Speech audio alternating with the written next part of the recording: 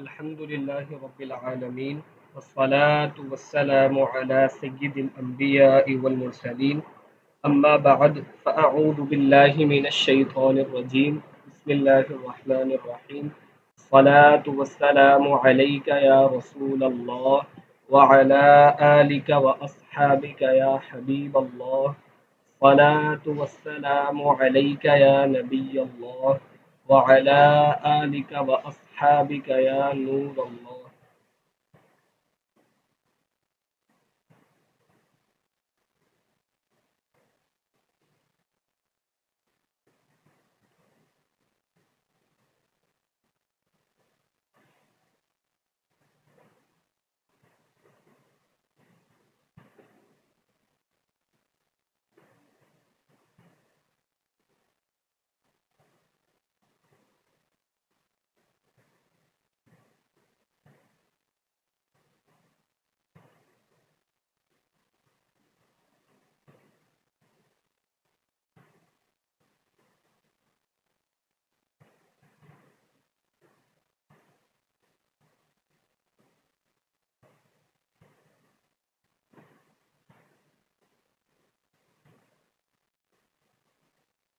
Screen share ہو رہی ہے؟ نہیں یہ بھی نہیں اسکرین شیئر ہو رہی.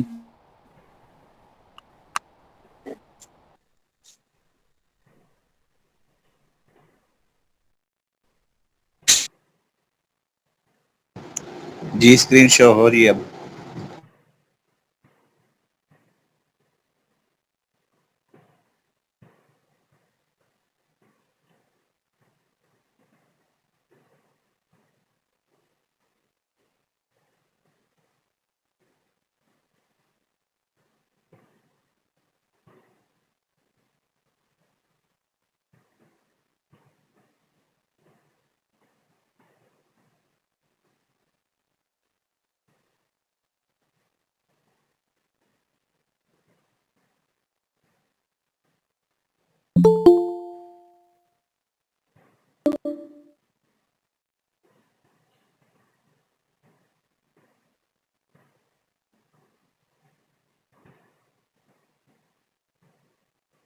آج انشاءاللہ عز و جل ہم دوائر کا بیان پڑھیں گے توضیح الافلاق سے ہی. کل ہم نے نصف النہار پڑھ لیا تھا، اور اس کے علاوہ دیگر دوائر بھی ہیں، تو انشاءاللہ عز و جل اسی کو ہم طریقہ کار سے لائن سے پڑھتے ہیں. صفحہ نمبر 18.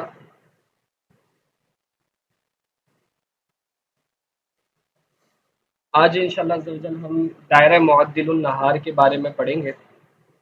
دائرہ معدل النہار کی کل کچھ وضاحت بھی کی گئی تھی، آج انشاءاللہ سے اسے مکمل دیکھیں.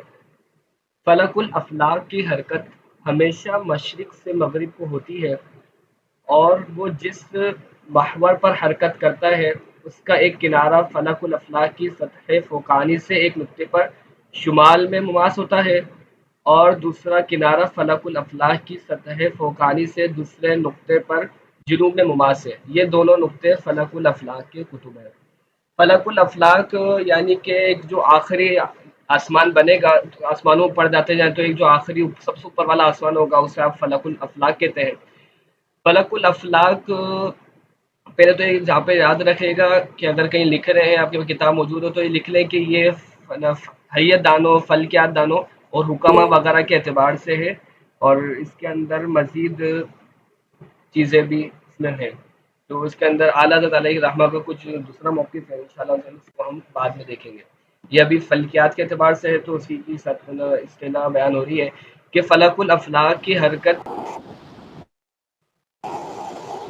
مدینہ. جی کیا لبیک. یہ تو مطلب نہیں جی یہ صفحہ نمبر کون سا ہے توضیح الاخلاق کا؟ صفحہ نمبر 14. صفحہ نمبر 18، صفحہ نمبر 18. اسکرین شو نہیں ہو رہی؟ جزاک اللہ. نہیں اچھا اسکرین نہیں. اسکرین شو ہو نہیں رہی. اچھا اس طرح کبھی ہو جائے تو بتا دیا کریں تاکہ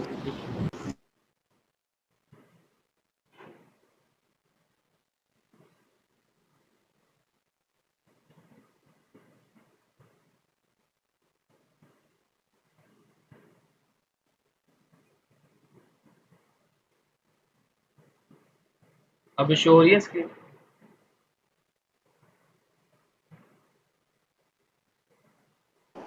جی جی ہو رہی ہے. ٹھیک. تو فلک الافلاک ہمیشہ مشرق سے مغرب کو حرکت کرتا رہتا ہے، اور جو بھی چیزیں ہوتی ہیں وہ بھی فلک کے اندر ہی ہوتی ہیں، یعنی کہ آسمان، اور آسمان کے اندر جو سورج وغیرہ ہیں، یہ جو ہمیں نظر آ رہا ہوتا ہے کہ مشرق سے مغرب روز طلوع غروب کے معاملات چل رہے ہیں. تو یہ آپ نے لیول 1 کے اندر پڑھا ہوگا کہ اس کی دو حرکتیں ہوتی ہیں، ایک اس کی فلک کی حرکت ہوتی ہے اور اس کی خود ذاتی حرکت ہوتی ہے. ابھی ہم فلک کی حرکت کے اعتبار سے بات کر رہے ہیں کہ فلک اس کو لے کر گھومتا ہے، اور فلک کی جو حرکت ہوتی ہے وہ مشرق سے مغرب ہوتی ہے. تو اب جو بھی چیزیں اس کے اندر ہوں گی ان کی بھی حرکت کیا ہو جائے گی؟ مشرق سے مغرب. آسان سی مثال ہے، آپ کار کے اندر سفر کر رہے ہیں، تو اب کار جس حرکت کو جائے گی، جہاں کار وغیرہ جس بھی آپ سواری میں سوار ہیں، تو وہ جس طرف جائے گی آپ بھی اسی طرف جاتے رہیں گے. تو اسی طرح جو فلک الافلاک کی خود کی حرکت مشرق سے مغرب ہے، اور جو بھی اس کے اندر پھر چیز سیاحت وغیرہ ہوں گی ان کی حرکت بھی کیا ہو جائے گی؟ مشرق سے مغرب ہو جائے گی. اور یہ جس محور پر حرکت کرتا ہے، جس جگہ پر، محور کہتے ہیں اس کے راستہ، جس راستے پر یہ حرکت کرتا ہے اس کا ایک کنارہ فلک الافلاک کی سطح فوقانی، اوپر والی جو سطح ہوگی سے ایک نقطے پر شمال میں مماس ہے، کہ اس کے دو جگہ جا کے وہ سطح فوقانی سے ٹچ ہوگا. جہاں پر یہ ٹچ ہوگا، جہاں سے یہ مماس ہوگا، وہ دو جگہ ہوں گی، ایک شمال میں ہوگا اور ایک جنوب میں ہوگا. جو شمال والا یہ جو شمال اور جنوب میں جہاں جہاں پہ یہ مماس ہوگا اسے ہم کہتے ہیں فلک الافلاک کے قطب. اب فلک الافلاک کے قطب کو سطح کو کرنے کی وضاحت کر دیں. سطح فوقانی یعنی اوپر والی سطح. کوئی بھی چیز ہوگی تو ایک اس کی اوپر کی سطح ہوتی ہے، اوپری سطح ہوتی ہے، ایک اس کی نیچے والی سطح ہوتی ہے. تو سطح فوقانی مطلب اوپر والی سطح. فلک الافلاک کی جو اوپر والا حصہ ہوگا وہ دو کنارے اس کے اوپر مماس ہوتے ہیں، ایک شمالی حصے میں اور ایک جنوبی حصے میں. تو یہ دونوں کے دونوں قطب کہلاتے ہیں. شمال والا قطب شمالی اور جنوب والا قطب جنوبی ہوگا. فلک الافلاک کے قطب کو قطب عالم مانا گیا ہے. ان میں جو شمال کی طرف ہے اس کو قطب شمالی، اور جو جنوب کی طرف ہے اس کو قطب جنوبی کہتے ہیں. نمبر 3، دونوں جی قطبوں. جی لبیک. دینا جی لبیک. یہ مماس صاحب نے کیا بتایا؟ مماس کرنا کیا؟ ماس کا مطلب ٹچ ہونا، ملنا. اچھا جگہ. ہاں مل گیا. تو دونوں قطبوں کے درمیان، مائک بند فرمائیں، دونوں قطبوں کے درمیان 180 درجے کا فاصلہ ہے. ظاہر سی بات ہے کہ جب دونوں چیزیں ایک کنارے پر ہوں گی تو دونوں کے درمیان، اب دائرہ کتنا ہوتا ہے؟ 360 درجے کا ہوتا ہے. جب دائرے کے آپ کوئی بھی دو مقام میں سے لے لیں گے جو دونوں کی بالکل انتہائی دوری پر ہو، تو وہ بنے گا 180 درجہ. 180 درجے کا فاصلہ بنے گا. مثال کے طور پہ آپ زمین کے اوپر قطب شمالی اور قطب جنوبی کو لے لیں، تو ان کا آپس میں بھی فاصلہ 180 بنے گا. وہ کیسے؟ کہ قطب شمالی سے لے کر خط استوا تک کتنا تھا؟ 90 درجے. تو خط استوا سے پھر قطب جنوبی تک جانے میں ہمیں لگ جائیں گے یوں 180 درجے. تو جو بھی قطب ہوتے ہیں ان کے درمیان آپس میں 180 درجے کا فاصلہ ہوتا ہے، اور قطب کسی بھی دائرے کے اندر دو ہی ہوتے ہیں، دو سے زیادہ قطب کبھی بھی نہیں ہوتے. ان دو قطبوں کے درمیان ایک دائرہ عظیمہ مانا گیا ہے جس کا فصل دونوں قطبوں سے برابر ہے، یعنی بیچ میں. یعنی وہ دائرہ عظیمہ قطب شمالی سے 90 درجے پر ہے اور قطب جنوبی سے بھی 90 درجے پر ہے. اسی دائرہ عظیمہ کا نام معدل النہار ہے. میں آپ کو اس کی ایک تصویر دکھا دیتا ہوں.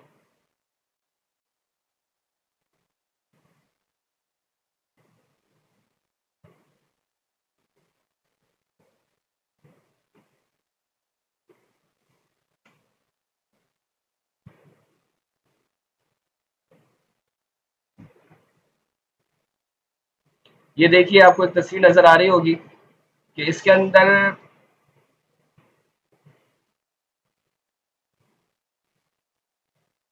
دیکھیں زمین ہے، اور اس کے اوپر یہ جو پورے ستارے وغیرہ نظر آ رہے ہیں یہ پورا کا پورا اس کے آس پاس فلک الافلاک ہے.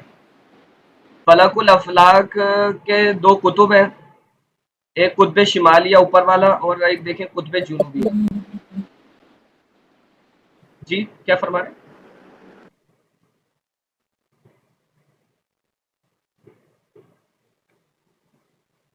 تو یہ اس کے دو قطب ہیں، تو ان دو قطبوں کے درمیان بالکل درمیان میں دیکھیں دائرہ معدل النہار، یہ نیلے رنگ کی کہہ لیں فیروزی رنگ کی یہ ایک لائن بنی ہوئی ہے، تو یہ معدل النہار ہے، اور یہی دیکھیں بالکل زمین کے بیچ میں بن رہی ہے کہ جو خط استوا بھی ہے، تو خط استوا کو بالکل اسی کی سیدھ میں دیکھیں یہ تصویر نہیں آ رہی جو آپ نہیں موبائل تو شو ہو رہا ہے، جو آپ فرما رہے تھے اس کی تصویر نہیں آ رہی ہے، پیچھے توضیح الافلاق کی تصویر لگی ہوئی ہے. یہ نہیں آ رہی ہے میرے پاس تو شو ہو رہی ہے کہ ہو رہی ہے، نہیں یہ آپ دیکھیں جی میرے پاس تو ہو رہے یہ کیونکہ میرے نام سے دو آئیڈیا شو ہو رہی ہوں گی، آپ چیک کریں دوسری والی پر، ایک سے لیپ ٹاپ کنیکٹ ہے تو اس سے کتاب شو ہو رہی ہے اور ایک سے یہ تصویریں شو ہو رہی ہے، دوسری والی دیکھیں. چلیے.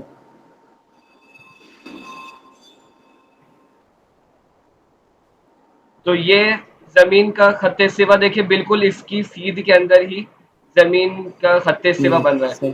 تو یہ اس طریقے سے یہ ٹھیک ہے دائرہ بتا معدل دیں. النہار ہے. اور یہ آپ مائک بند کر لیں گے سب لوگ، آ جائے دوبارہ توضیح الافلاق کی طرف. ٹھیک ہے جی اب ہو رہی ہے. ٹھیک.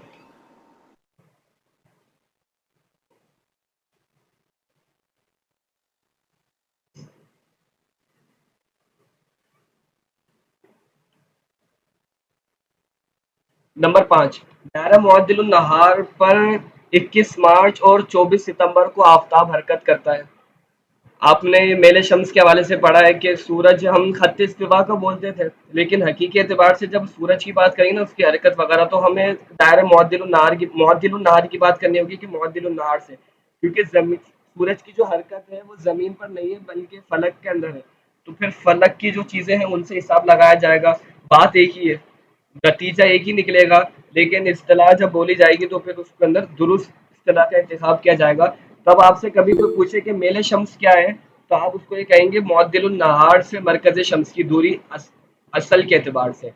تو اسی طریقے سے جب 21 مارچ کو سورج بالکل خط استوا پہ ہوتا ہے جسے ہم کہتے تھے، تو یہاں پہ دائرہ معدل النہار پر 21 مارچ اور 24 ستمبر کو آفتاب حرکت کرتا ہے، یعنی آفتاب ان دو تاریخوں کے اندر دائرہ معدل النہار پر آتا ہے.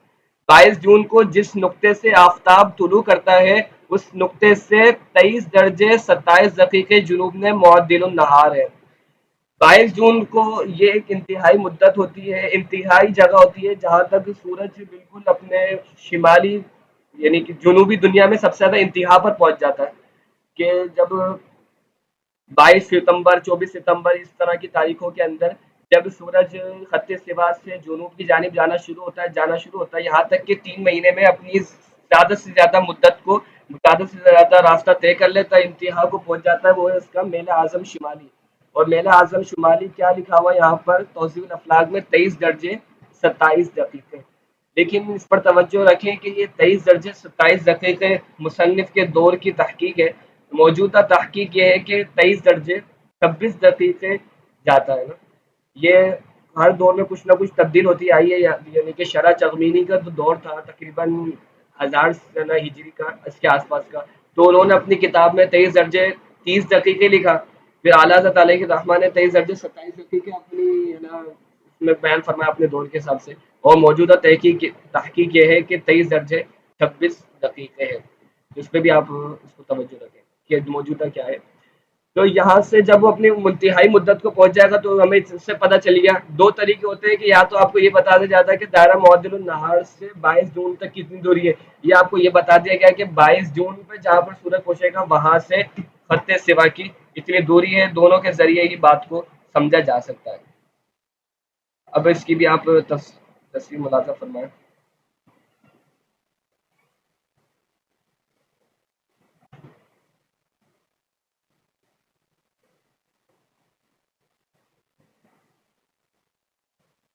اس کے اندر بیچ میں یلو لائن ہے جس کو ایکویٹر کا نام جس پر لکھا ہوا ہے، اور اس سے اوپر آپ دیکھیں گے تو ایک یلو لائن ہے مزید.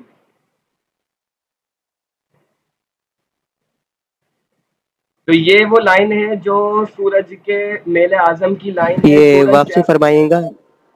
بیچ والی جو لائن ہے یلو کلر کی، یہ بیچ والی جو لائن ہے یلو کلر کی، یہ ایکویٹر خط استوا ہے. اور اس سے بالکل اوپر والی جو لائن ہے اور جو اس سے نیچے والی لائن ہے یہ سورج کی زیادہ سے زیادہ جانے کی مقدار ہے. تو جب سورج وہاں پر پہنچ جائے گا ٹاپک آف کینسر، اس میں سورج پہنچتا ہے 22 جون کو، اور جو نیچے ہے کیپریکون اس میں سورج پہنچتا ہے 22 دسمبر کو. تو 22 جب جون پر پہنچے گا تو سورج میل اعظم شمالی کو پہنچ جاتا ہے، اور میل اعظم شمالی کے مقام اور دائرہ معدل النہار کے درمیان 23 درجے 26 دقیقے، یا پھر آپ 23 درجے 27 دقیقے لے لیں وہ جو کتاب کے اعتبار سے، تو دونوں ہی درست ہے. تو یہ آپ کو تصویری کے ذریعے بتا دیا گیا ہے کہ دوری کس طریقے سے ہوتی ہے.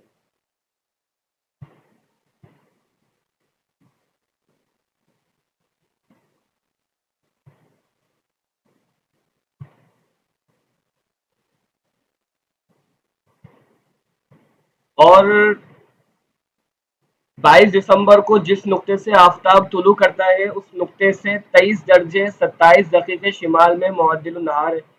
یہ والی بات کہ غروب جس طریقے جتنا سورج کا میل بڑھتا جائے گا نا، مثال کے طور پر اگر آج کا میل شمس 10 درجے ہے، تو جب سورج طلوع ہوگا تو عین مشرق سے طلوع نہیں ہوگا. 22 دسمبر کو جو آپ نے بتائی ہے بات، آواز آپ کی کٹ رہی ہے.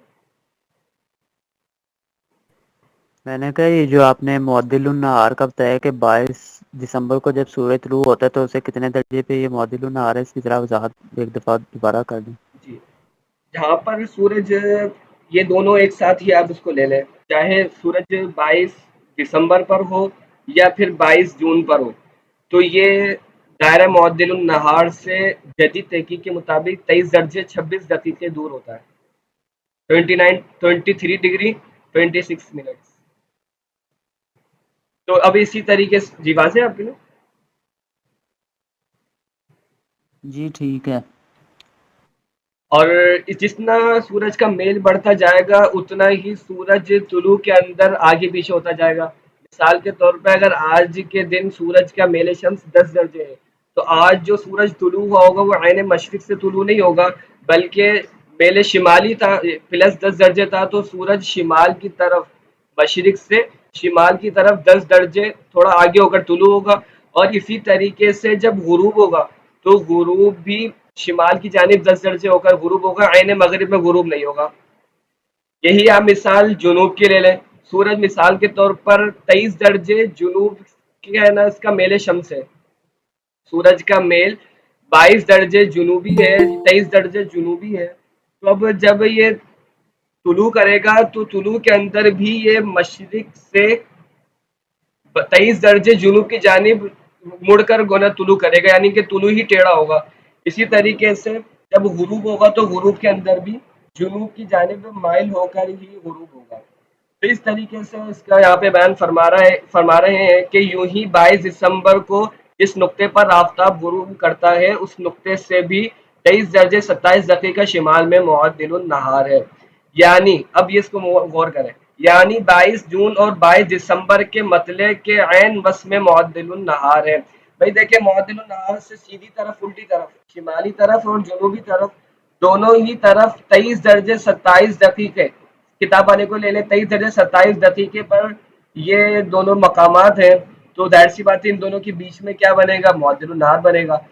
آپ کو دونوں طریقوں سے سمجھا دیا گیا. معدل النہار سے آپ کو 23 درجے 27 دقیقے تک پہنچایا، پھر 23 درجے 27 دقیقے سے آپ کو دوبارہ معدل النہار پہ بتا دیا کہ اگر آپ اس کے ذریعے وضاحت کرنا چاہیں تو یوں بھی کر سکتے ہیں کہ معدل النہار سے 23 درجے 27 دقیقے پر میل اعظم ہوتا ہے سورج 22 دسمبر میں اور 22 جون میں وہاں پہ پہنچتا ہے، یا یوں آپ کو بتا دیا جائے. آسان سی مثال ہے کہ آپ کسی بھی شہر سے دوری بیان کریں. مثال کے طور پہ میں کہوں کہ حیدرآباد پاکستان سے کراچی کا فاصلہ 150 کلومیٹر ہے، یا میں کہوں کہ کراچی سے حیدرآباد کا فاصلہ 150 کلومیٹر ہے، بات ایک ہی ہے. اور اسی طریقے سے جو بیچ بیان کر دیا کہ ان دونوں مقامات کے درمیان جو بیچ والا وقت آتا ہے جس میں ان دونوں کا درمیان جو بنے گا، اس طرف 22 درجے دائرہ معدل النہار سے اس طرف 23 درجے 27 دقیقے اور جنوبی طرف 23 درجے 27 دقیقے، تو جو ان کے بالکل درمیان میں مقام بنے گا وہی معدل النہار بنے گا. بات وہی ہے. یوں ہی 22 جون اور 22 دسمبر کے مغرب کے عین بس میں معدل النہار ہے. جس طریقے سے طلوع کی بات کی تھی کہ ہم نے طلوع کو پہچان لیا تھا کہ وہاں پر میں نے تو بتلے کے ذریعے پہچان لیا تھا کہ ان دو جگہوں سے سورج طلوع ہو رہا ہے تو لہٰذا ان کے درمیان میں ہوگا. تو اسی طریقے سے ہم غروب کے اندر بھی پہچان لیں گے کہ ان دونوں کے درمیان کی جو جگہ ہوگی وہ معدل النہار ہوگی. عبدالعزیز بھائی، آپ نے بھی فرمایا کہ یہ سورج پہلے ٹاپ آف پر جاتا ہے پھر یہ نیچے آتا ہے کیپریکون پر، تو جی اس سے کچھ فرق پڑتا ہے؟ جی جی اوقات میں بہت زیادہ فرق جیسے پڑتا ہے. کوئی روشنی وغیرہ؟ جی دیکھیے جس علاقے میں سورج ہوگا نا اسی میں گرمی ہوتی ہے. مثال کے طور پہ سورج جو شمالی علاقے میں آتا ہے وہ 21 مارچ کو آتا ہے اور پھر 22 ستمبر تک رہتا ہے. تو شمالی دنیا کے اندر ہمیں تو آپ نے بات نوٹ کی ہوگی کہ گرمی بھی انہی دنوں میں ہوتی ہے. اسی طریقے سے دن بڑے بھی انہی دنوں میں ہوتے ہیں. ماشاءاللہ بہت اچھا سوال کیا آپ نے. تو اسی طریقے سے اور جب الٹا دیکھیں گے ہم سورج شمالی دنیا میں تو شمالی والوں کے لیے دن بڑے ہو جائیں گے، دن گرم ہو جائیں گے اور راتیں چھوٹی ہو جائیں گی. لیکن وہی مقام ابھی جو ہے جنوبی دنیا میں ابھی کیا ہوگا کہ وہاں پر دن چھوٹے ہوں گے، راتیں بڑی ہوں گی اور سردی کے ایام ہوں گے. لیکن جب 22 ستمبر میں کے بعد سورج جنوبی دنیا میں چلے جائے گا تو اب کیا ہوگا، پاکستان والوں کے لیے سردی والوں کے دن شروع ہو جائیں گے، شمالی دنیا والوں کے لیے سردی کے دن شروع ہوں گے، دن چھوٹے ہوں گے اور راتیں بڑی ہو جائیں گی. سورج جس علاقے میں ہوگا جتنا قریب ہوگا دن اتنے ہی بڑے ہوتے جائیں گے، راتیں اتنی چھوٹی ہوتی جائیں گی. اور سورج جتنا دور ہوگا راتیں اتنی بڑی ہو جائیں گی اور دن چھوٹے ہو جائیں گے. ماشاء اللہ بہت اچھا سوال کیا آپ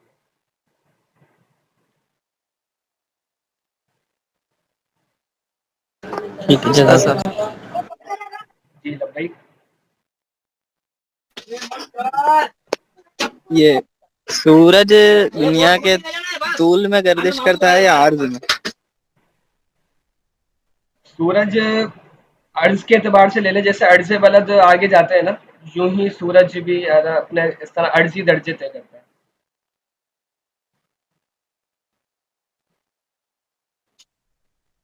اب آپ ایک اور مزید تصویر جو دیکھیں لیول ابھی. 1 میں بتایا گیا تھا کہ جس طرح گلو جی جی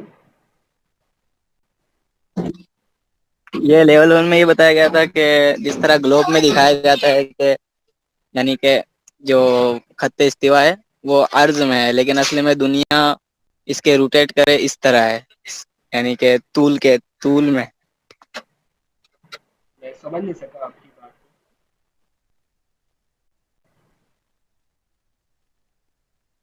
دوبارہ ایک دفعہ ارشاد فرمائیں.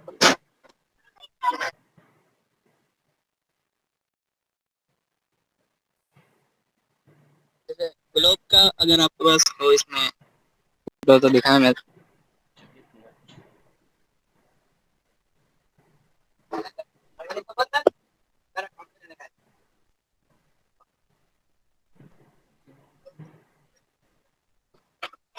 آپ یہ جی فرمایا. جی تو اس طرح یہ اس میں بلو بلو جو ڈوٹ بنے ہوئے جی جی یہ خط استوا ہے. ٹھیک ہے. تو انہوں نے یہ بتایا تھا کہ دنیا اصل میں اس طرح نہیں بلکہ اس کو اگر تھوڑا گھمائے بالکل سیدھی لمبائی میں، خط استوا لمبائی میں. دیکھیں یہ تو سمجھنے کے لیے نا ستیہ سوا. دیکھیں آپ ایک چیز ذہن میں رکھیں کہ جب بھی آپ شرکن غربن لائن کھینچیں گے نا، ٹھیک ہے، جب آپ کوئی بھی لائن آپ شرکن جی غربن کھینچیں گے تو وہ کسی بھی چیز کو شمالی اور جنوبی حصے میں تقسیم کرے گی. یہ بات سمجھ رہے ہیں آپ کہ جب آپ جی شرکن غربن لائن کھینچیں گے تو جو اس سے نتیجہ نکلے گا وہ یہ نکلے گا کہ دنیا شمالی اور جنوبی حصے میں تقسیم ہوگی. اور جب آپ کوئی بھی خط شمالن جنوباً کھینچیں گے تو جو آپ کی تقسیم کاری بنے گی نا وہ آپ کی اس سے بنے گی. میں آپ کو ایک تصویر دکھا کے انشاءاللہ اس سے واضح کرتا ہوں.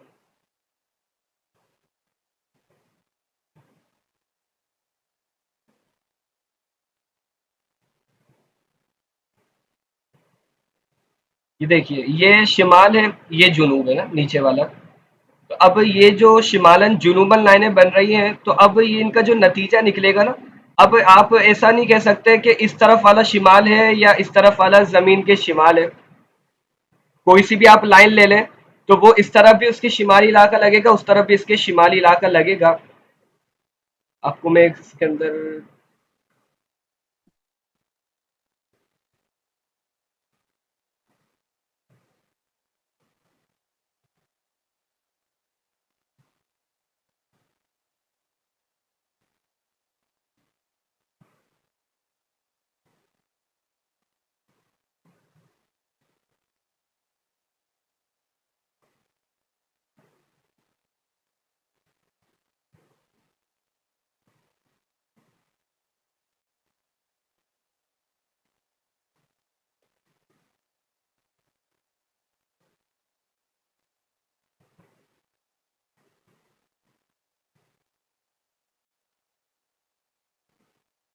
یہ دیکھیں، اب یہ جو آپ کو میں نے زوم کر کے لائن دکھائی ہے، یہ ایک لائن ہے جو شمال سے جنوب کے درمیان ہے.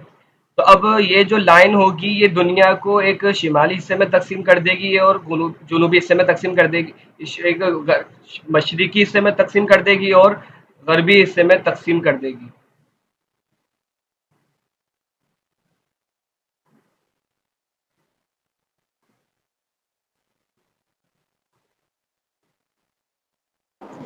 اسکرین شیئر دوبارہ کر دیتے ہیں.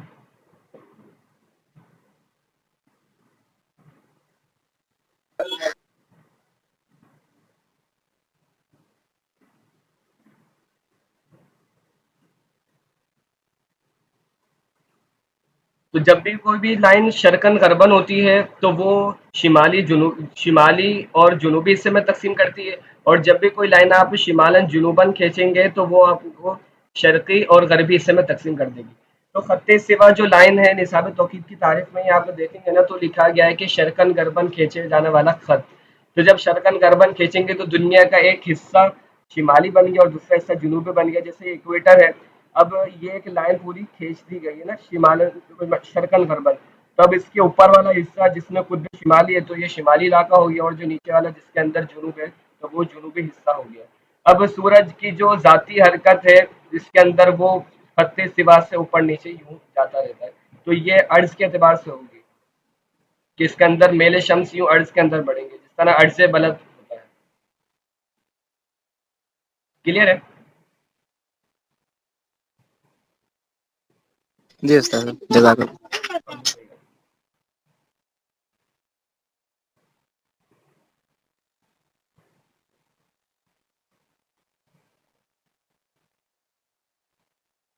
اب یہ جو بات بیان کی گئی تھی کہ 22 دسمبر اور 21 جون 22 جون اس کے درمیان میں، یہ دیکھیں سورج کی طلوع ہونے کی کیفیت یوں بنتی ہے کہ آپ اوپر والی سب سے تصویر دیکھیں 21 جون. 21 جون کے اندر پہلے آپ 21 مارچ والی دیکھیں بیچ میں. 21 مارچ اور 23 ستمبر میں سورج بالکل عین مشرق سے طلوع ہو رہا ہے اور عین مغرب میں غروب ہو رہا ہے. دیکھیں ڈبلیو اور ای بالکل سیدھ میں ہے نا اس کے. جبکہ 21 جون میں آپ دیکھیں شمالی علاقے کی طرف سورج بالکل انتہا پر چلے گیا یہ، اور 21 دسمبر میں دیکھیں تو سورج جنوبی دنیا کی طرف بالکل انتہا میں چلے گیا. تو یوں اس کے طلوع و غروب میں بھی تبدیلیاں آتی رہتی ہیں. اب جتنا بھی ترچھا بنتا جائے گا اس کو نیچے اسی بات کو دوسرے انداز میں بیان کر دیا، اسی کو دوسرے انداز میں بیان کر دیا گیا. تو یہ جو بیچ والا ہے 21 مارچ اور 23 ستمبر تو اس کے جب بالکل اوپر جائیں آپ گے سے تو ریوائنڈ یہ کیجیے گا ایک دفعہ. دیکھیں 21 مارچ کو سورج عین مشرق سے طلوع ہوا، دیکھیں ای لکھا ہوا ہے بالکل وہاں سے طلوع ہوا، اور ڈبلیو غروب مغرب کے اندر بالکل غروب ہو گیا. تو یہ 21 مارچ اور 23 ستمبر کو ہوتا ہے جب سورج خط استوا پر ہوتا ہے. پھر سورج شمالی دنیا کی طرف جاتا رہتا ہے، قطب شمالی کی طرف بڑھتا رہتا ہے، تو شمالی دنیا کے اندر اس کا میل شمس بڑھتا ہے یہاں تک کہ 21 22 جون کو اپنے میل اعظم 23 درجے 26 دقیقے پر پہنچ جاتا ہے. تو آپ اس کی کیفیت دیکھیں، جتنا سورج میل اعظم بڑھتا رہے گا اتنا ہی سورج کے طلوع غروب میں بھی فرق آئے گا. تو 21 جون کو دیکھیں گے سورج بہت زیادہ آگے ہو کر طلوع کر رہا ہے، اور اسی طریقے سے مغرب سے جنوب کی طرف کافی زیادہ ہٹ کر غروب کر رہا ہے. اسی طریقے سے آپ دیکھتے ہیں جنوبی دنیا کے اندر 21 دسمبر کو. ابھی نا جی جی فرمائیں. یہ جو بالکل سمتل راس کے اوپر جب سورج آتا ہے تو یہ 2 تاریخوں میں آتا ہے، 21 مارچ اور 23 سپٹمبر. جی جی جزاک اللہ. حامد. اور اسی طریقے سے جب آپ جنوبی دنیا میں دیکھتے ہیں 21 دسمبر کو تو وہاں پر دیکھیں گے سورج بالکل اپنی انتہا میں پہنچ گیا. تو جتنا اس کا میل شمس بڑھتا جائے گا اتنا ہی سورج طلوع ہونے کے اندر اور غروب ہونے کے اندر اتنا ہی جنوب کی طرف مڑتا جائے گا. تو اب جو ان کی درمیانی جگہ بنے گی وہی دائرہ معدل النہار کی بنے گی، جس کو توضیح الافلاک کے اندر بیان کیا گیا. اب دوبارہ توضیح الافلاک کی طرف آتے ہیں.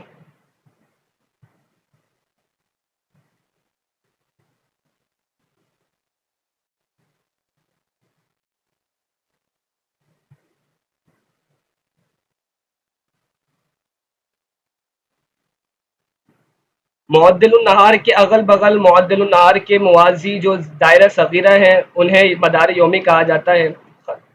خط استوا کے برابر کے اندر جو سارے کے سارے اتنے سارے دائرے لگے تھے وہ تمام کے تمام مدار یومی تھے. کرۂ ارض پر جو دائرہ عظیمہ معدل النہار کا محاذی ہے اس کو خط استوا کہتے ہیں، جس کے آپ کو میں نے ابتدا کے اندر ہی تصویر دکھا دی تھی کہ بالکل اسی کی سیدھ کے اندر خط استوا آتا ہے. خط استوا کے دونوں قطب معدل النہار کے دونوں قطبوں پر منطبق ہیں. خط استوا کے جس طرح دو قطب ہیں، قطب شمالی قطب جنوبی، اور اسی طرح ہم نے اوپر پڑھا کہ دائرہ معدل النہار کے بھی دو قطب ہیں، ایک شمالی ہے اور ایک جنوبی ہے، تو یہ دونوں بھی بالکل ایک دوسرے کے اوپر منطبق ہوتے ہیں. یہ ہمارا دائرہ مکمل ہوا. اب دوسرا دائرہ ہے دائرہ منطقۃ البروج. جو دائرہ عظیمہ معدل النہار کا تقاطع اس طرح کرتا ہے کہ دونوں کے قطبوں میں 23 درجے 27 دقیقے کا فصل ہے، اس دائرہ عظیمہ کا نام منطقۃ البروج ہے. اس کی بھی آپ تصویر دیکھ لیں.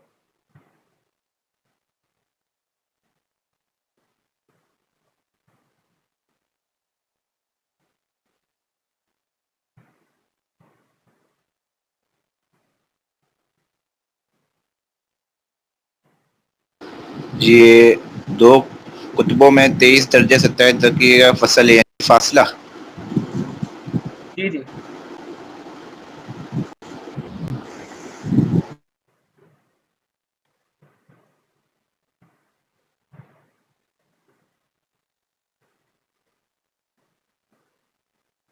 یہ دیکھیں. اب یہاں پر آپ بلو کلر کا جو دائرہ ہے اس کو آپ دیکھیں ایک دفعہ. یہ جو بالکل بیچ کے اندر بنا ہوا ہے، جو گرین کلر کے ساتھ ساتھ جو گول لائن جا رہی ہے جس میں مغرب و مشرق کے سارے لکھے ہوئے ہیں، یہ پورا کا پورا ہمارا خط استوا ہے. اور منطقۃ البروج، بلکہ یہ جو گرین کلر کی لائن ہے یہ منطقۃ البروج ہے. اور یہ دیکھیں خط استوا بالکل بیچ میں ہے، اور یہ دائرہ منطقۃ البروج اس کا تقاطع کچھ ٹیڑھا کاٹتا ہوا جائے گا. خط استوا بالکل درمیان میں بنے گا اور دائرہ منطقۃ البروج خط استوا پر کچھ ترچھا ہو کر گزرے گا. جب ترچھا ہو کر پورا یہ گزرے گا تو یہ کیا ہے، اس کا تقاطع کرے گا دو مقام پر. دیکھیں ایک جگہ پر اس طرف کر رہا ہے کہ جہاں پر سورج لکھا ہوا ہے نقطہ منحت، اور اس کے نیچے حصہ دیکھیں جہاں پر یہ سورج یہ یہاں پر خط استوا کا تقاطع کرے گا.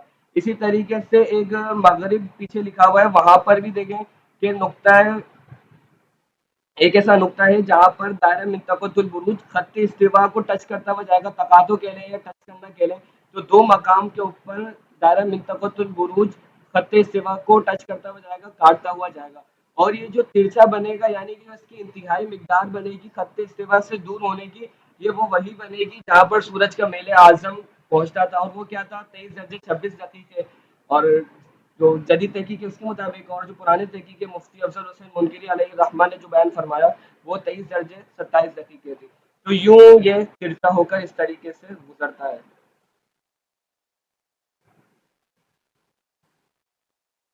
جن دو نقطوں پر منطقۃ البروج اور معدل النہار کا تقاطع ہوتا ہے، یعنی کہ دونوں ایک جگہ پر آ جاتے ہیں. ایک جگہ جو دو جگہ ایسی بنتی ہے جہاں پر منطقۃ البروج کا بھی حصہ ہوتا ہے اور دائرہ معدل النہار کا بھی حصہ ہوتا ہے جس طرح میں دکھایا، تو ان میں سے ہر نقطے کو اعتدال کہتے ہیں. اور منطقۃ البروج کا نصف حصہ یعنی 180 درجے معدل النہار کے شمالی حصے میں ہے، آدھا منطقۃ البروج شمالی حصے میں اور آدھا حصہ جنوبی میں ہے. تو جو 360 درجے کا دائرہ ہوتا ہے تو آدھا 180 بن جائے گا اور دوسرا آدھا بھی 180 ہی بنے گا. منطقۃ البروج کے نصف شمالی کے دو مساوی حصوں کے درمیان جو نقطہ حد مشترک ہے اس کو انقلاب سیفی کہتے ہیں. انقلاب سیفی پر 22 جون کو آفتاب آتا ہے. جس میل اعظم پر انتہا درجے کا سورج پہنچتا ہے، جو سورج کا میل اعظم ہے انتہائی، جہاں پہ اس کی آخری حد ہے، وہاں پر بھی دائرۃ المنطقۃ البروج بھی وہاں تک ہی جاتا ہے. تو جو اس کا ایک آخری کنارہ ہے اس مقام کو ہم کہتے ہیں انقلاب سیفی. اور اسی طریقے سے جب آپ جنوبی دنیا میں آ جائیں گے تو جنوبی دنیا میں جو ایک اس کا انقلاب آخری سیفی کی تعریف دوبارہ بتائیے گا. جی इनकलाब सैफी की तारीफ। मंतक़तुल बुरूज के निस शिमाली के दो मुसावी हिस्सों के दरमियान जो नुक्ता हद मुश्तरक है उसको इनकलाब सैफी कहते हैं, जो एक उसका बिल्कुल आखिरी वाला किनारा बनेगा। इंशाल्लाह मैं इसकी एक और तस्वीर निकाल कर मैं ग्रुप में भी सेंड करके इंशाल्लाह इसकी एक और वॉइस भी कर दूंगा, उसकी अभी तस्वीर मुझे मिल नहीं रही है। और मिंतक़तुल बुरूज के निस जुनूबी के दो मुसावी हिस्सों के दरमियान जो नुक्ता हद मुश्तरक है उसको इनकलाब शतवी कहते हैं। इनकलाब शतवी पर 22 दिसंबर को आफताब आता है। इनकलाब सैफी से 90 दर्जे पर, यूं ही इनकलाब शतवी से भी दोनों एतदाल 90 दर्जे पर वाक़ हैं। यूं समझ लें कि 360 दर्जे का एक पूरा दायरा है। अब 360 दर्जे के आपने दो हिस्से कर दिए, एक हिस्से को 180 दर्जे, 180 दर्जे के दो हिस्से हो गए, 180 के भी आप दो दो कर दें तो यूं हर हिस्सा 90 दर्जे का बन जाएगा। तो एक हिस्सा जो एक शिमाली हिस्सा होगा, यूं सूरज के 4 हिस्से बन जाएंगे गोया के, कि एक 90 दर्जे का जिसके अंदर सूरज 3 महीने में फासला तय करेगा। फिर मजीद जैसे खत्ते सिवा पर क्या है एतदाल, एतदाल से आप इनकलाब सैफी पर पहुंचेंगे तो ये कितना 90 दर्जे का फासला होगा। इनकलाब सैफी से दोबारा एतदाल यानी खत्ते सिवा की तरफ आएंगे, ये 90 दर्जे। फिर उसके बाद खत्ते इस्तिवा यानी एतदाल ही से आप दोबारा इनकलाब शतवी की तरफ आएंगे जो जुनूब की तरफ है, तो वहां तक 90 दर्जे। फिर इनकलाब शतवी से दोबारा एतदाल की तरफ आएंगे, ये वाली खत्ते इस्तिवा की तरफ आएंगे, तो ये आपके 4 हिस्से बन जाएंगे। इसी तरीके से सूरज के ये होते हैं, और ये चारों के चारों हिस्से सूरज 3-3 महीने में तय करता है, तो यूं सूरज की हरकत के पूरे 12 महीने बन जाते हैं। मुअद्दलुन नहार से 23 दर्जे 27 दकीका शिमाल में इनकलाब सैफी है, और इनकलाब सैफी से 66 दर्जा 33 दकीके शिमाल में कुतुब शिमाली है। देखिए जिस तरीके से कल हमने अर्ज़ बलद पर गुफ्तगू की थी कि जहां तक अर्ज़ बलद है उसको हमने अर्ज़ बलद कहा था, और अर्ज़ बलद से कुतुब तक की दूरी को तमाम अर्ज़ बलद कह दिया था। तो यहाँ पर भी इसी तरीके से बयान फरमा रहे हैं कि मुअद्दलुन नहार से 23 दर्जे 27 दकीके शिमाल में इनकलाब सैफी है। अब इनकलाब सैफी और कुतुब के दरमियान कितना फासला होगा, तो आप उसी को निकाल सकते हैं कि 90 माइनस आप 23 दर्जे 27 दकीके करेंगे तो आपके पास जवाब आ जाएगा 66 दर्जे 33 दकीके। तो यूं इनकलाब सैफी और कुतुब के दरमियान जो दूरी है वो 66 दर्जे 33 दकीके की है। मुअद्दलुन नहार से 23 दर्जे 27 दकीके जुनूब में इनकलाब शतवी है, और इनकलाब शतवी से 66 दर्जे 33 दकीके जुनूब में कुतुब जुनूबी है। जिस तरह से कुतुब शिमाली की वजाहत हुई, कुतुब शिमाली इनकलाब सैफी से करीब है और कुतुब जुनूबी इनकलाब सैफी से दूर है। आपने ये बात पढ़ ली अभी कि इनकलाब सैफी जो होता है वो शिमाली इलाके में होता है, तो जब इनकलाब सैफी शिमाली इलाके में होगा तो कुतुब शिमाली से करीब होगा और कुतुब जुनूबी से जाहिर सी बात है दूर होगा। इसी तरीके से जो इनकलाब शतवी है जो जुनूबी दुनिया में होता है तो वो कुतुब जुनूबी से करीब होगा और कुतुब शिमाली से दूर होगा। इनकलाब शतवी पर खड़े होकर मुअद्दलुन नहार को बाएं जानिब लेने पर जो एतदाल चेहरे के सामने पड़ेगा उसको एतदाल रबीई कहते हैं। एतदाल रबीई पर 21 मार्च को आफताब आता है।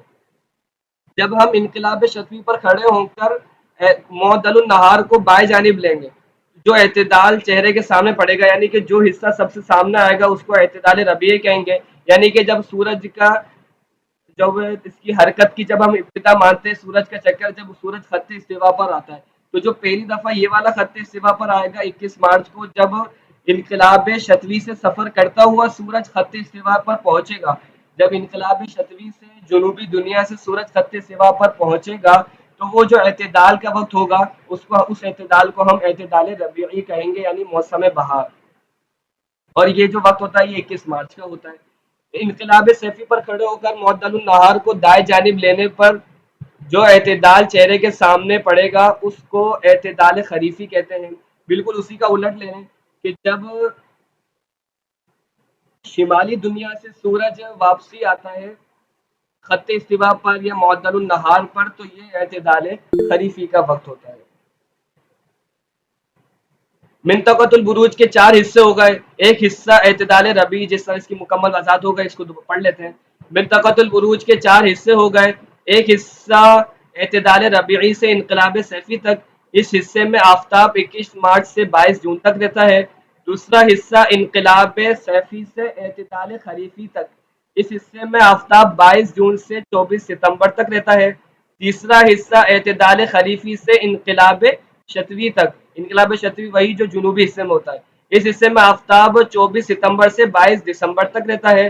چوتھا حصہ انقلاب شتوی سے اعتدال ربیعی کی طرف تک، اس حصے میں آفتاب 22 دسمبر سے 21 مارچ تک رہتا ہے۔ پھر یہی دوبارہ سلسلہ چلتا رہتا ہے کہ 21 مارچ سے پھر دوبارہ یہ پہلے کی طرح صورت بن جاتی ہے۔ آفتاب ہمیشہ منطقۃ البروج ہی پر رہتا ہے۔ تفصیل یہ ہے کہ 21 مارچ کو اعتدال ربیعی پر ہوتا ہے جو معدل النہار پر ہے، پھر معدل النہار اعتدال خریفی اور ربیعی کی تصویر ہو تو وہ دکھائیے گا۔ انشاءاللہ یہ اس کے ساتھ ہی بھیج دیں گے، منطقۃ البروج کے ساتھ ہی بنے گی۔ یہاں تک کہ تفصیل یہ ہے کہ 21 مارچ کو اعتدال ربیعی پر ہوتا ہے جو معدل النہار پر ہے، پھر معدل النہار سے شمال کی طرف ہٹتا جاتا ہے یہاں تک کہ 22 جون کو انقلاب سیفی پر پہنچ جاتا ہے اور معدل النہار سے 23 درجے 27 دقیقے شمال کی طرف دور ہو جاتا ہے۔ پھر معدل النہار سے قریب ہونے لگتا ہے یہاں تک کہ قریب ہوتے ہوتے 24 ستمبر کو اعتدال خریفی پر آ جاتا ہے جو معدل النہار پر ہے، پھر معدل النہار سے جنوب کی طرف دور ہوتا جاتا ہے یہاں تک کہ 22 دسمبر کو انقلاب شتوی پر پہنچ جاتا ہے جو کہ اس کا میل اعظم ہے، اور معدل النہار سے 23 درجے 27 دقیقے جنوب کی طرف ہو جاتا ہے، پھر معدل النہار سے قریب ہونے لگتا ہے یہاں تک کہ قریب ہوتے ہوتے 21 مارچ کو پھر اعتدال ربیعی پر آ جاتا ہے۔ اعتدال ربیعی اور انقلاب سیفی کے درمیان جب آفتاب رہتا ہے تو اکثر آبادیوں میں موسم ربیع ہوتا ہے، یعنی کہ ابھی یہ شمالی علاقوں کے اعتبار سے بات ہوگی کیونکہ اکثر دنیا جو ہوتی ہے وہ شمالی دنیا میں نہیں رہتی ہے، تو اس پہ دیکھیں کہ اکثر آبادیوں میں موسم ربیع ہوتا ہے کہ جب سورج 21 مارچ کو ہو، 21 مارچ سے 22 جون تک موسم ربیع ہے۔ یہ ایک مطلقاً بات چل رہی ہے، لیکن جب کسی خاص شہر کی بات کریں گے تو اس کے اندر تبدیل ہو جائے گا، جیسے کہ فتاوی رضویہ میں اعلی حضرت علیہ الرحمٰ نے اسی کو بیان فرمایا کہ حیت دانوں نے یوں اس کے بیان کر دیے موسم، ورنہ ہمارے شہروں کے اندر یوں ہوتا ہے کہ ایک مہینہ پہلے یہ موسم آنا شروع ہو جاتے ہیں، یعنی کہ جو بہار کا موسم ہوگا، ربیع کا موسم ہوگا، وہ ہمارے مہینوں میں یعنی کہ جو ہمارے ملک ہوتے ہیں اس کے اندر تقریباً 21 فروری کو آ جاتا ہے، اور یوں جون سے پہلے مئی کے اندر 21 مئی کو ختم ہو جاتا ہے۔ تو ہر شہروں کے اعتبار سے جس طرح شہر تبدیل ہوتے جائیں گے یوں بھی اس کے معاملات تبدیل ہوں گے، موسم تبدیل ہونے میں یہ، لیکن ایک جنرلی بات چل رہی ہے جو اکثر جگہوں پر یوں ہی پیش آئے گا کہ 21 مارچ سے 22 جون تک موسم ربیع ہے۔ انقلاب سیفی اور اعتدال خریفی کے درمیان جب آفتاب رہتا ہے تو اکثر آبادیوں میں موسم گرما ہوتا ہے، یعنی 22 جون سے 24 ستمبر تک موسم گرما ہے۔ اعتدال خریفی سے اور انقلاب شتوی کے درمیان جب سورج خط سماج سے دوبارہ جنوبی دنیا میں جا رہا ہوتا ہے تو جب آفتاب رہتا ہے تو اکثر آبادیوں میں موسم خریف یعنی خزاں کا موسم ہوتا ہے، یعنی 24 ستمبر سے 22 دسمبر تک موسم خریف ہے۔ انقلاب شتوی اور اعتدال ربیعی کے درمیان جب آتا ہے، جب دوبارہ خط سما کی طرف آنا شروع ہو جاتا ہے تو اکثر آبادیوں میں موسم سرما ہوتا ہے، یعنی 22 دسمبر سے 21 مارچ تک موسم سرما ہے۔ بعض افلاک کا دیکھیں افلاک کئی سارے ہیں، اس کے اندر پھر اختلاف ہے کہ ٹوٹل کتنے حکما، یعنی کہ جو فلسفہ والے حضرات ہیں وہ 9 مانتے ہیں، پھر وہ 10ویں کو اس طرح ان کے عقائد ہیں، لیکن ہمارا نظریہ یہ ہے کہ 7 ہیں۔ اسی طرح توضیح الافلاک کے اندر ہی مفتی افضل حسین منکری علیہ الرحمٰ نے فرمایا کہ قرآن پاک کے اندر 7 آسمان بیان ہوئے ہیں، اور پھر اس کے بعد تحریر فرمایا واللہ اعلم بحقیقت الحال، اور جو حقیقتی حال ہے، جو حقیقی حال ہے وہ اللہ تبارک و تعالیٰ ہی جانتا ہے۔ تو بعض افلاک جو دیگر ہیں فلک الافلاک کے جو نیچے افلاک ہیں، ان کا جو بعض افلاک کا منطقہ دائرۃ البروج پر منطبق نہیں ہے، جو ان کا منطقہ ہے، منطقہ تو دائرۃ جو ہے جس کے اندر وہ حرکت کرتے ہیں، گردش کرتے ہیں، وہ دائرہ منطقۃ البروج پر نہیں ہے، جیسا کہ مائل قمر، مدیر عطارد، 6 ہوا ملے تدبیر، یہ ساری کی ساری اصطلاح ہے۔ جو جس راستے کے اوپر سورج سفر کرتا ہے اسے کہتے ہیں دائرہ منطقۃ البروج، اور جس راستے کے اوپر چاند سفر کرتا ہے اسے کہتے ہیں مائل قمر۔ تو مائل قمر اور منطقۃ البروج میں فرما رہے ہیں کہ یہ الگ ہوتا ہے، تھوڑا سا ترچھا ہوتا ہے، جتنا منطقۃ البروج ترچا ہے اس سے 5 درجے زیادہ مائل قمر ترچا ہوتا ہے، اس سے زیادہ مزید ترچا ہو کے کاٹتا ہے. اسی طریقے سے مدیر عطارد اور 6 حوامل تدبیر. بعض افلاک کا منطقہ دائرہ منطقۃ البروج پر منطبق ہے، جیسا کہ جوزر اور شمس کا خارج المرکز، شمس کا فلک کلی اور خمسہ متحیرہ کے افلاک کلیہ. جو فلک موافق المرکز ہو اس کا منطقہ دائرہ منطقۃ البروج پر منطبق ہو اس کو ممثل کہتے ہیں، جیسے جوزر شمس کا فلک کلی اور خمسہ متحیرہ کے افلاک کلیہ. جو فلک موافق المرکز ہو اور اس کا نقطہ اور اس کا منطقہ دائرہ منطقۃ البروج پر منطبق نہ ہو اس کو مائل کہتے ہیں، جیسے مائل قمر. جن دو نقطوں پر مائل کا منطقہ دائرۃ البروج کا تقاطع کرتا ہے ان میں سے ہر ایک کو راس اور دوسرے کو زم کہتے ہیں. حامل تدبیر قمر کا منطقہ مائل قمر کے منطقہ پر منطبق ہے اور مائل قمر کا عرض پورے 5 درجے ہے. اب یہاں پہ یاد رکھیے گا کہ شہروں کی جب عرض کی بات ہوتی ہے تو وہ ہم شمار کرتے ہیں خط استوا سے، لیکن جب یہ ستارے اور سیارات کے عرض کی بات ہوتی ہے تو عرض کو جو ہم شمار کریں گے وہ دائرہ منطقۃ البروج سے شمار کریں گے. تو جو مائل قمر کا عرض ہے وہ پورے 5 درجے ہے، یعنی کہ 5 درجے سے زیادہ نہیں ہوگا. اس کی وضاحت ہی چل رہی ہے، یعنی منطقۃ البروج سے قمر کے منطقہ کی غایت دوری 5 درجے ہے ستاروں کا عرض بلد کہاں سے شمار ہوگا؟ منطقۃ البروج سے. یعنی دوسرے الفاظ میں آپ کہہ لیں کہ خط سوا سے جو 23 درجے 26 دقیقے کی دوری ہے یہاں کے بعد، یعنی کہ 23 درجے 26 دقیقے سے آگے جتنا ہوگا اس کو آپ عرض شمار کریں گے. آسان طریقہ یہ ہے کہ آپ ان کا میل شمس نکال لیں.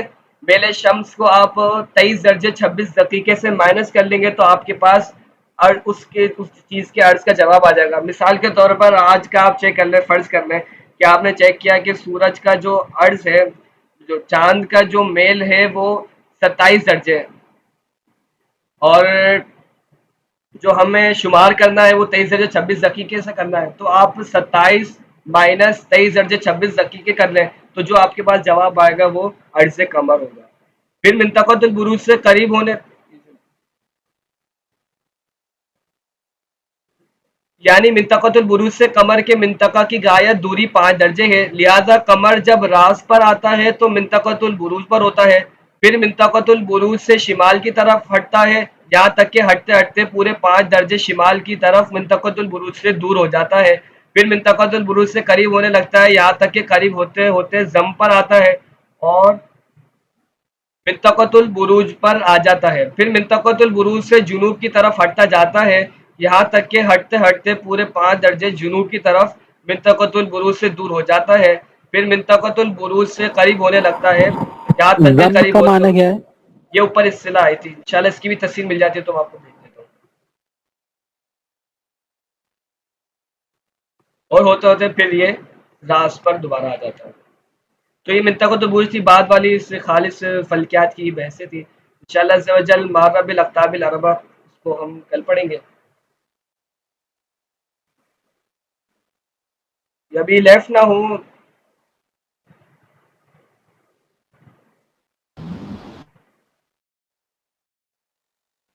کوئی سوال ہو تو کر لیں. یہ اس کے امپورٹنٹ صفحہ بتا دیجیے گا، پھر اس کی پرنٹ نکوا لی جائے. جی انشاءاللہ عز و جل. یہ چیز اگر تصویر سے آگے کیا فرما رہے ہیں آپ؟ اگر فٹ وغیرہ ہوتی ہے اس کی تصویر وغیرہ اس سے وضاحت ہو جاتی تو تھوڑا اچھا ہو جاتا ہے. یہ جی انشاءاللہ اس کی اصل مجھے تصویر مل نہیں رہی تھی، میں نے ابھی موبائل میں رکھی تو تھی، میں گروپ میں اس کو بھیج کر پھر اس کے اوپر ایک وائس کر دیتا ہوں.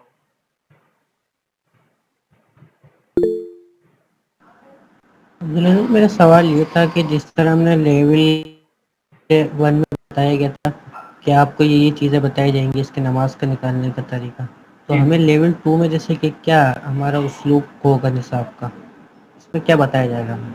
یہ اس طرح لیول 2 کے اندر ایک تو آپ کو فلکیات کی اصطلاحات بھی پڑھائی جائیں گی تاکہ آپ کو جو اس کی باریک باتیں ہوں وہ بھی سمجھ آ جائے. پھر انشاءاللہ عز و جل کیونکہ یہ پورا 40 سے 45 دن کا لیول 2 ہے، تو اس کے اندر نماز کے اوقات بھی آئیں گے انشاءاللہ 2-3 دنوں کے اندر آپ ظہر کا وقت نکالنا سیکھ لیں گے، اس کے بعد یوں ایک ایک کر کے سارے نمازوں کے اوقات آتے رہیں گے. جی فرمائیں اویس بھائی.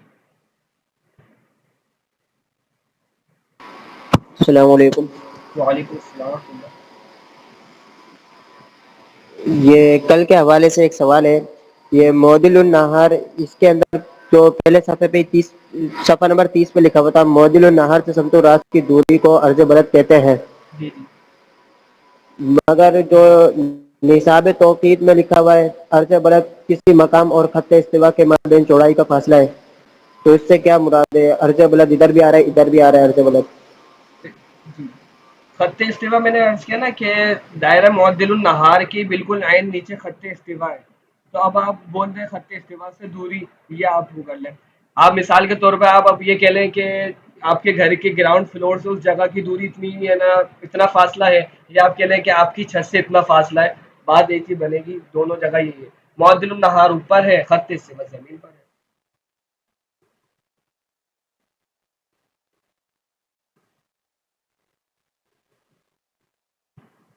مزید کو سوال ہو تو کر لیں.